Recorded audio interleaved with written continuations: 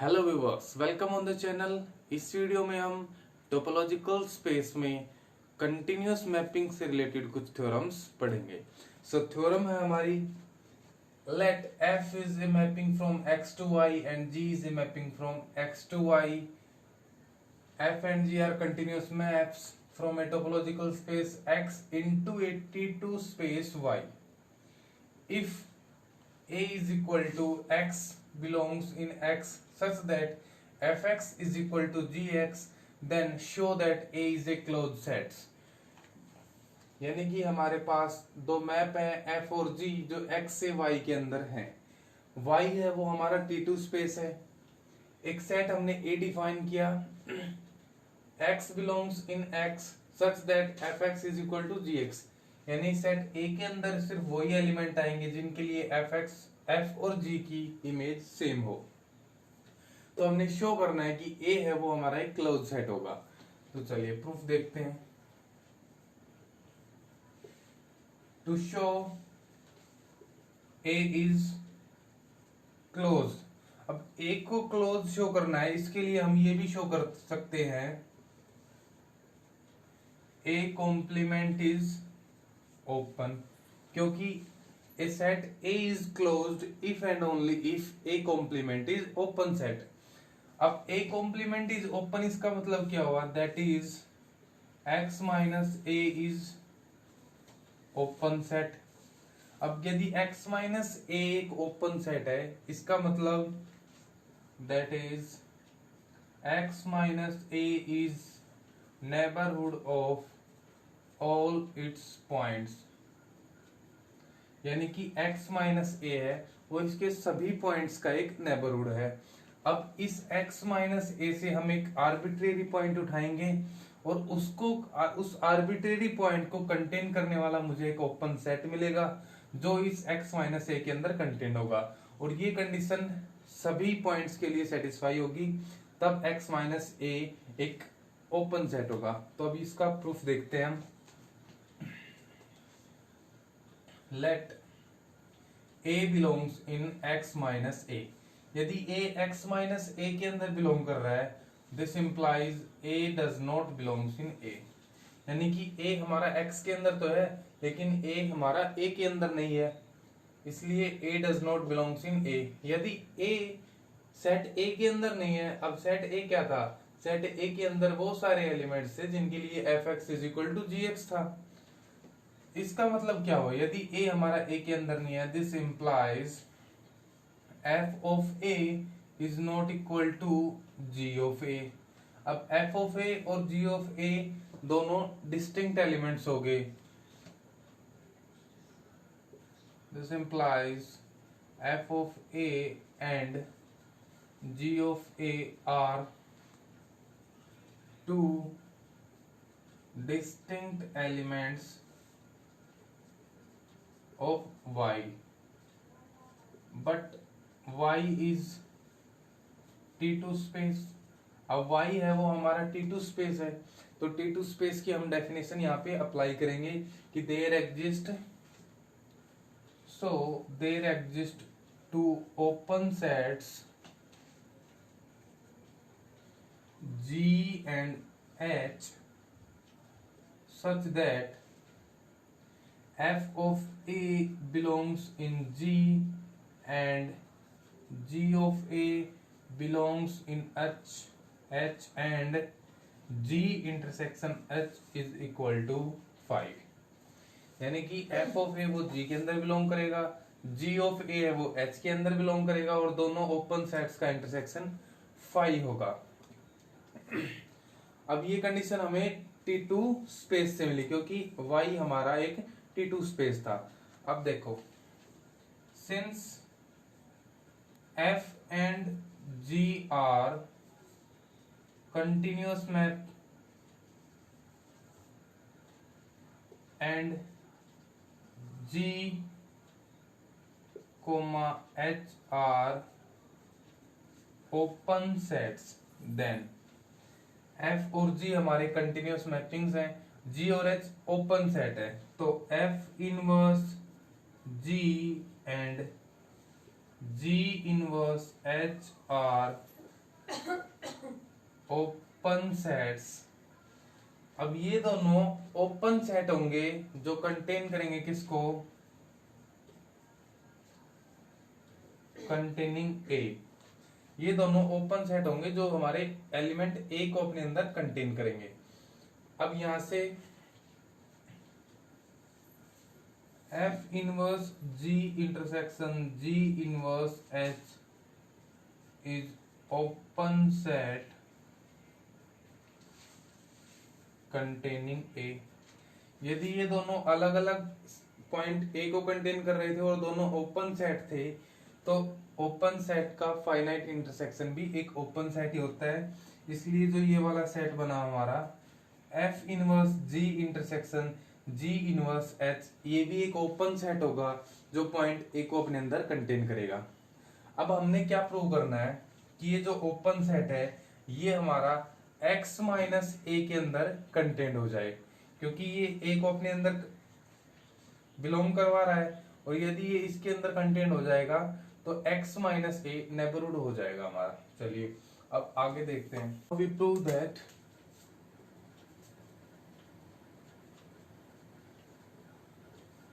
f inverse g intersection g inverse h is contained in x minus A.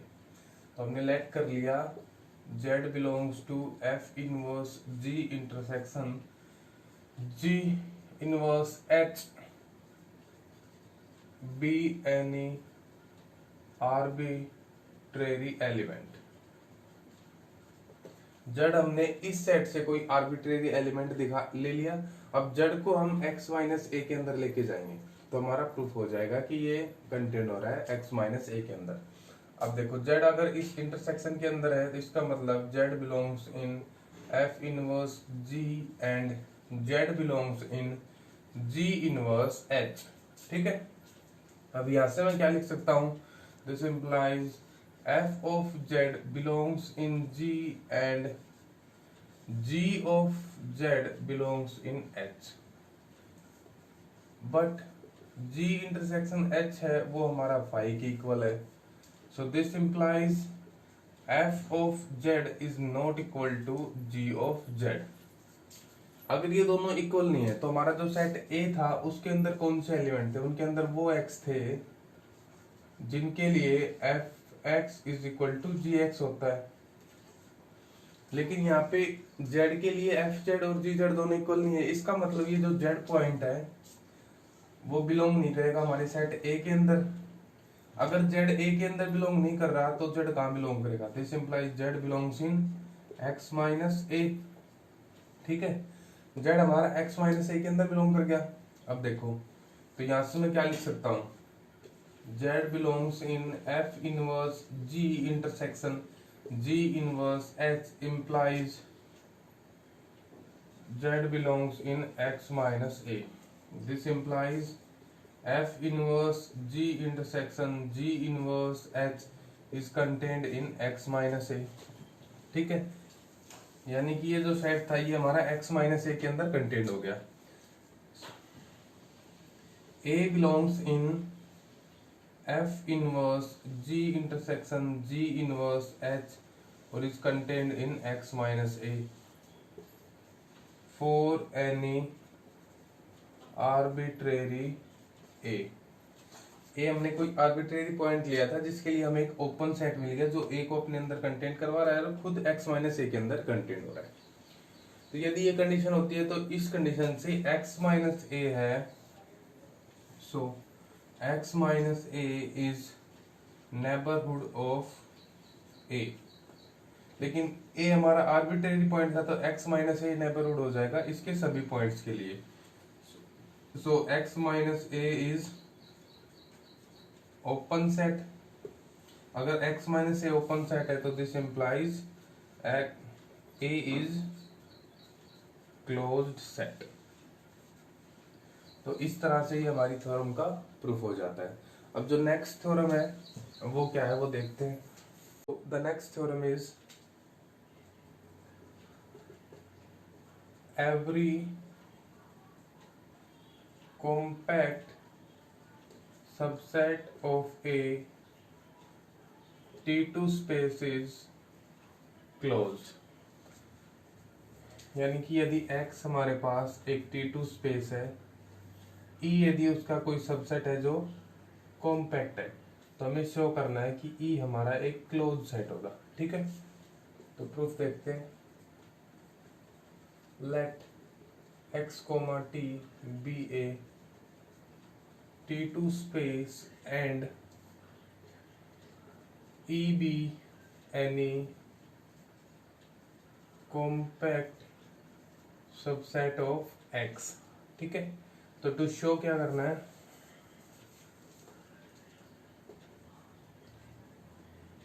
To prove E is close. यदि E close है तो हम ये भी prove कर सकते हैं कि E complement is open. That is E complement is open. E complement को हम कैसे लिख सकते हैं, X minus E is open, यानी कि इस सेट को हमने ओपन दिखाना है। यानी कि इसमें से यदि हम कोई आर्बिट्रेरी पॉइंट लेके चलते हैं तो उसका नेबरहुड हमें X माइनस E दिखाना है। ठीक है, तो देखते हैं proof. Let X belongs to X minus E be any arbitrary point, then for each y belongs in E।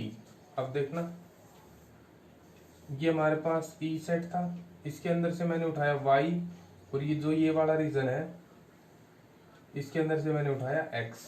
ठीक है, तो x और y दो डिस्टिंक्ट पॉइंट हो गए हमारे x के।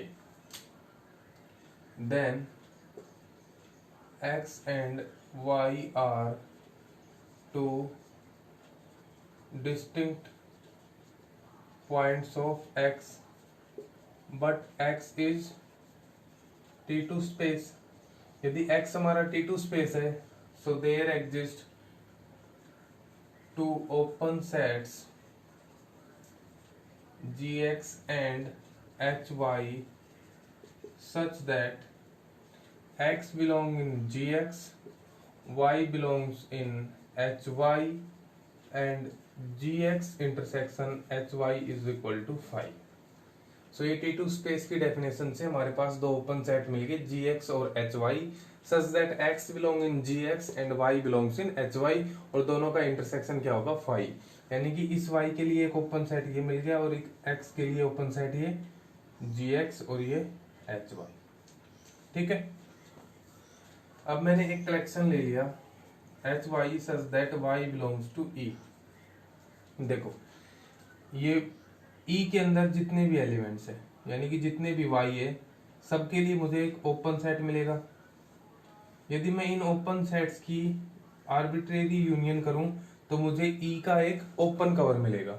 ठीक है, तो Hy such that Y belongs to E is an open cover of E। लेकिन E कैसा है, but E is compact। E हमारा कॉम्पैक्ट सेट है, तो यदि E कॉम्पैक्ट सेट है तो इसका एक फाइनाइट सब कवर में मिलेगा। So there exist a finite sub cover से union I is equal to 1 to n Hy। अगर ये E का फाइनाइट सब कवर है, इसका मतलब E is contained in union I is equal to 1 to n Hy। तो जो E है वो हमारा इस फाइनाइट यूनियन के अंदर कंटेंट हो जाएगा। अब मैंने एक कलेक्शन ले लिया, let Gxi I is equal to 1 to n is open sets containing X। ये वे ओपन सेट्स ले लिए जो X को अपने अंदर कंटेन कर रहे हैं। तो अब मैंने डिफाइन कर दिया G is equal to intersection I is equal to 1 to n Gxi। ठीक है, इन सभी सेट्स का मैंने फाइनाइट इंटरसेक्शन ले लिया। तो यदि ये हर सेट इसके अंदर X को अपने अंदर कंटेन कर रहा था तो इनका फाइनाइट इंटरसेक्शन, उन सभी का इंटरसेक्शन भी X को अपने अंदर कंटेन करेगा। और यदि ये सारे ओपन सेट्स थे तो इनका इंटरसेक्शन भी एक ओपन सेट ही होगा। ठीक है, is an open set containing x. तो ये एक ओपन सेट हो गया जो एक्स को अपने अंदर कंटेन कर रहा है। अब देखो क्या करते हैं।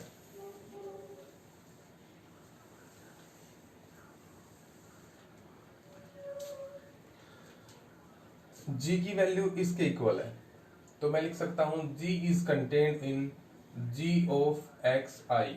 अब ये कैसे हुआ, आपको पता है a intersection b is always contained in a और a intersection b is always contained in b। ठीक है, तो यहाँ पे a इंटरसेक्शन b की वैल्यू g है और a की जगह पे हमारे gx1 gx2 gx3 ये सारे सेट है। तो मैंने xi कोई आर्बिट्रेरी ले लिया, तो g हमारा कंटेंट हो गया g ऑफ xi के अंदर। अब ये कंटेंट होगा x माइनस एच वाई आई के अंदर। अब ये कैसे कंटेंट होगा, ये देखो आप, gx का इंटरसेक्शन hy के साथ फाई था, तो gxi का भी इंटरसेक्शन hyi के साथ भी क्या होगा, फाई। अगर इन दोनों का इंटरसेक्शन फाई है तो यानी कि gxi है वो किसके अंदर कंटेंट होगा, x माइनस hyi के अंदर। ठीक है, तो ये हमारा रिलेशन आ गया। अब इनका मैं फाइनाइट इंटरसेक्शन ले रहा हूँ, i is equal to 1 to n is contained in intersection i is equal to 1 to n, gxi is contained in intersection i is equal to 1 to n x minus hyi। ठीक है, अब इसके पास तो i है ही नहीं, तो ये तो g हो जाएगा। अब ये क्या बनेगा, intersection i is equal to 1 to n gxi, इसकी वैल्यू भी g है, यानी कि इन दोनों से मुझे g मिल गया। ये देखो क्या बनेगा, इंटरसेक्शन को जब मैंने अंदर पहुंचाया तो वो बन जाएगा union i is equal to 1 to n hyi। ठीक है, अब ये किसके अंदर कंटेंट होगा, ये होगा x माइनस ई के अंदर कंटेंट। क्यों, क्योंकि यदि a is content in b होता है तो x minus B is content in x minus A होता है। ठीक है, यानी कि a is contained in b then b complement is contained in a complement। अब e हमारा इसके अंदर कंटेन हो रहा था, तो दोनों तरफ कॉम्प्लीमेंट लेंगे तो हमारा ये वाला रिजल्ट आ जाएगा। ठीक है, चलिए अब देखो, ये एक ओपन सेट है जो x को अपने अंदर कंटेन कर रहा है और ये open set x minus E के अंदर मिल गया, यानी कि x belongs in g is contained in x minus E. ठीक है, फॉर आर्बिट्रेरी x, एक आर्बिट्रेरी पॉइंट x था जिसके लिए हमें एक ओपन सेट मिल गया जो x माइनस ई के अंदर कंटेन हो रहा है। इसका मतलब क्या हुआ कि x minus E is neighbourhood of x, यानी कि x माइनस ई है वो x का नेबरहुड हो गया, but x is arbitrary point. तो यदि x आर्बिट्रेरी पॉइंट है, इसका मतलब क्या हुआ कि हर पॉइंट के लिए x माइनस ई इसका नेबरहुड हो गया। तो इसका मतलब x minus E is open set, तो x माइनस ई हमारा एक ओपन सेट हो गया। x माइनस ई ओपन है तो फिर e हमारा एक क्लोज सेट हो गया। तो यही हमने प्रूव करना था। ठीक है।